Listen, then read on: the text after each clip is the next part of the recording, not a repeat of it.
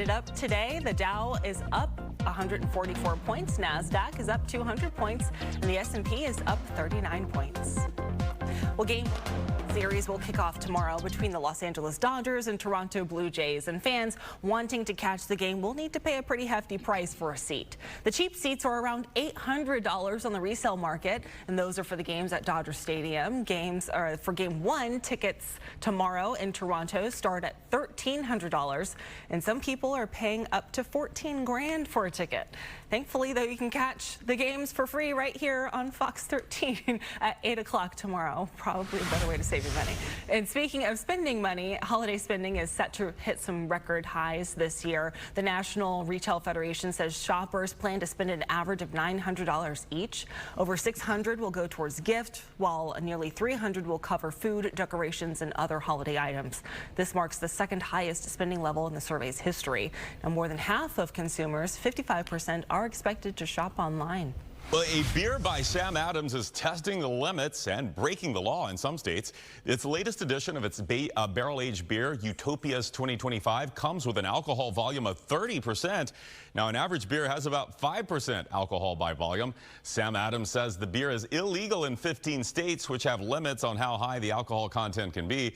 You can buy it in Florida, but get ready to pay up. The beer's got a price tag of $240 for a 750 milliliter bottle. Wow. How much Sam Adams regular lager could I get for $240? All right, meantime, Chick-fil-A says it's testing its first temperature-controlled vending machine in Augusta, Georgia. It offers items like the Cool Wrap, the Southwest Veggie Wrap, and 2 flavors of waffle potato chips. I love those things. Now, those items are restocked every 18 hours and are sealed in a plastic box with a napkin. And just like the restaurants, the machine will be shut down on Sundays. So far, no word on whether the machines are set to expand to other locations. I got to tell you about those Chick-fil-A waffle potato chips. Those things are, I may never get the fries again. The ones that are flavored like the Chick-fil-A sauce. Try it, trust me. All right, Halloween right around the corner, but would you ever live in a haunted house? Turns out a lot of Americans would. A new survey says more than half of buyers say they wouldn't mind buying a haunted house, depending on the price, of course. Another website also said that a majority of people would not want to sell their home if they found out it was haunted. I mean, I think that's because we all know that moving just really stinks. All right, what are homeowners scared of, though? Well, this survey says home repair. 94% of Americans say that scares them more than a ghost. And many of them also say they would prefer to live with a ghost rather than a bad roommate. Problem is, it's hard to shake rent money out of that ghost. But hey, I guess that's better than having to put up with the roommate's mess, right? All right, stay right there. The Fox 13 5 o'clock news starts now. From Tampa Bay's #1 news station, this is the Fox 13 5 o'clock news. You pretty much feel helpless because you don't know what happened and there's nothing you can do about it. Right now at 5, it's been a decade since this Bay Area woman vanished without a trace. The renewed push for answers 10 years later. Plus, the frustration over flooding in a local neighborhood reaches a fever pitch as a relief project hits a roadblock. Why Tampa City Council is tabling its vote on funding. They could use cell phones. They can use specific card reader technologies. Yeah, we do it without even thinking, right? Tap our cards or phones to pay for items, and now scammers are cashing in. What to know about so-called ghost tapping and how to protect your money. Good evening, I'm Brianna Arredondo in for Linda Hurtado. And I'm Haley Hines. Thanks for joining us. First at 5, gone for the past 10 years. What happened to this missing woman from Newport Richey? Billboards are now going up along US 19 asking the public for tips regarding the disappearance of Brooke Lynn Peck. She was last seen by family in October of 2015. Fox 13's Evan Axelbank is in the newsroom with the latest on the search. Evan. Haley, police have very few clues on this, even after tracking down hundreds of tips. Brooklyn's parents died just a few months ago, living out their remaining days with the worst possible question hanging over their heads. What happened to their daughter? The memories of better days with Brooklyn Peck always come around this time of year for Paulette Caruso. She was the most free-spirited and angelic presence that we've known, that she was just a lovable, kind human being. In October of 2015, she stopped reaching out to family. Soon they realized the Newport Richey 21-year-old wasn't just out of touch, she was missing. You pretty much feel helpless because you don't know what happened and there's nothing you can do about it. For 10 years, Newport Richey police have tracked down dozens of leads. Was she trafficked? Was she killed? Did she choose to leave behind a life that often led her unable to control her addictions? I mean, we had hoped that she would be found and we'd hear something, but we were pretty much at terms that we would never find out. Crime Stoppers of Tampa Bay is trying to change that, putting up a billboard near where she was last seen at Moog and US 19. We know that there's some people out in the community that have information, and even if you think it's too small, it's not. Police have been able to speak with many of the people she was last in touch with. They've also pulled bank records and travel logs and have found very little of note. They're hoping now that someone's conscience will lead them to make an anonymous tip. Think about if Brooklyn was part of your family. Would you want to know where your missing family member is?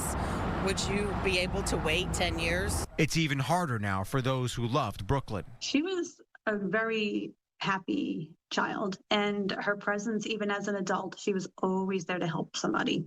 Even when she had nothing, she went out of her way to help people. Her aunt says both of Brooklyn's parents died this year from drug overdoses. She counts it as proof of the toll her disappearance has taken. And she just wanted to be with her, is what she wanted to be, and I pretty much feel that she just gave up. Crime Stoppers is asking anybody with information to give them a call at 800-873-TIPS. They stress that all tips are confidential, that not even they know the identities of the people who leave a tip that winds up being verified. Haley. Just like she said, doesn't matter how small the detail is or the tip is, just that one little detail could be the key in solving this for the family and giving them some answers. Right, Evan, thank you. A potential hiccup in a controversial flood relief project in South Tampa. Today, City Council decided to delay its vote on funding for preliminary work that supporters say is necessary before the South Howard flood relief project moves forward. Fox 13's Aaron Mesmer is live for us in Tampa on this. And Aaron, there was a lot of debate on this issue today. Yeah, Brianna, this is a topic that at times has pitted neighbors against business owners in the South Howard Avenue area, and that happened again during the City Council meeting today. Today's motion was to review a $4.1 million agreement with the contractor for work tied to the South Howard flood relief project. The proposal includes replacing aging water mains and sewer lines in that neighborhood, some of which are more than 100 years old. But council members have a lot of questions about funding for this and the full $65 million project, and chose to delay voting on today's motion. Meanwhile, several neighbors in communities like Parkland Estates and Palmacia Pines spoke during today's meeting. They say they're desperate for flood relief after dozens of homes were damaged or destroyed by flooding during last year's hurricanes. Business owners in the South Howard community are largely against the project because it would require a shutdown of South Howard Avenue, and they believe that would force some businesses to close. Council Chair Alan Clendenin, meanwhile, explained his new concerns about funding. There's financial issues with how much money is left in the stormwater pool available for us to spend, and that if we were to fully fund the South Howard project, there will be zero money left for any other flood projects in the city of Tampa, that it is going to take all of the money. Opponents of the South Howard Relief Project also question if it's worth the price and whether it'll even help during major storms. In the end, again, council decided to delay the vote so they can discuss the funding of the pipes project and the overall flood relief project. The next time it's going to come up, Brianna, is going to be on December 4th. It'll be interesting to see what solutions they end up coming up with. Wow. Thank you, Aaron. Yeah. Meanwhile, Tampa City Council just gave final approval for a big new attraction, the Wheel Over Water, or WOW. The 250-foot Ferris wheel will be built in the parking lot by the Florida Aquarium and offer panoramic views. The lead developer promises the $20 million project will be privately funded. Some residents, however, have raised concerns about traffic and the impact on parking. The city says the Wheel Over Water could be up and rolling by late next year. Early voting is now underway in the runoff election for Tampa City Council's District 5 seat. Thomas Scott is facing off against newcomer Nia Young. They are both trying to replace Councilmember Gwen Henderson, who passed away in June.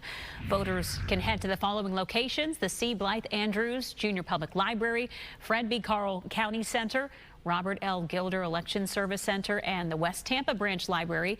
These locations are open from 10 to 6 through Sunday. Election Day is next Tuesday. That's also the deadline for vote-by-mail ballots to be received. Well, there's new testimony tonight in the Alicia Andrews case. She's the first of 5 defendants to stand trial in the murder of Jacksonville rapper Julio Fulio here in Tampa.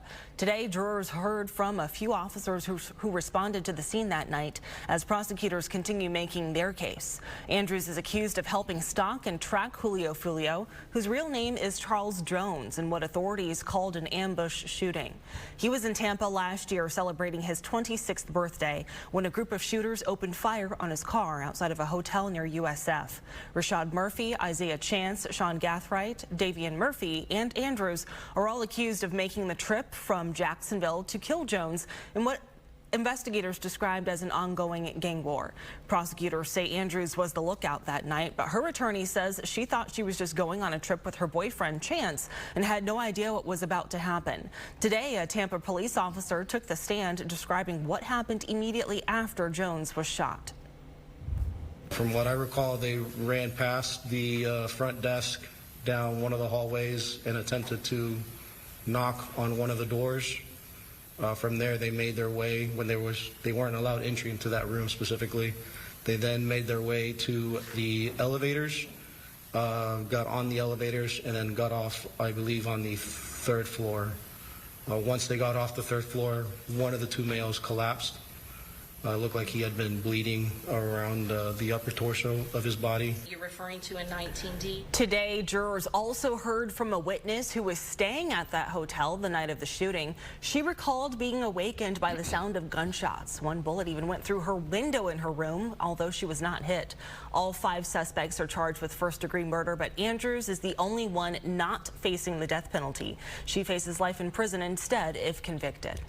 The driver accused of crashing in downtown Tampa and then shooting at another car during morning rush hour yesterday will remain behind bars until his trial once he's released from the hospital. Kevin Arriola faces several charges, including attempted murder. Today, a Hillsborough County judge ordered him to be held without bond. This all happened yesterday morning on the Selman Expressway exit onto East Kennedy Boulevard, not far from the Hillsborough County Courthouse. Investigators say Arriola was driving erratically on the ramp and collided with several cars, then got out and started shooting at a red Chrysler 300, but the driver was not hit. We're told deputies later ran out of the courthouse, tackled him, and took him into custody. Today, bond was also denied for 3 suspected gang members in Tampa accused of a deadly shooting over the summer. Kamari Webster is charged with 2nd-degree murder in the death of Corey Frierson. His co-defendants, Atrell Fagan and Atrell Acosta, face attempted murder charges. The shooting happened back in July during a house party on North Whittier Street. Investigators say the victim got into a fight as he was leaving the party. We're told he then grabbed a gun from his SUV, fired 2 shots in the air, and was met with a barrage of gunfire. The victim was hit and tried to drive away but crashed up the road. Investigators say the defendants are members of the GFM gang. Surveillance video and witness accounts led to their arrests. An academic cheating scandal continues to grow at the Hillsborough County Sheriff's Office.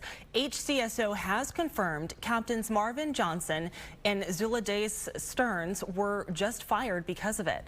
Johnson was the deputy commander for HCSO's patrol operations. Stearns oversaw its communications and records section. Now, they're among at least 6 high-level officials who've come under scrutiny for their ties with the man who allegedly helped complete academic assignments for them as a part of their training. The other 4 officials resigned. Now, Johnson and Stearns had both been with the Hillsborough County Sheriff's Office for 25 years. Sheriff Chad Chronister is not commenting because he says it's still an active investigation.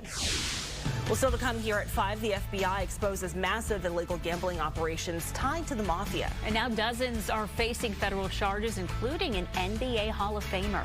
Your winning streak has ended. Your luck has run out. Violating the law is a losing proposition, and you can bet on that.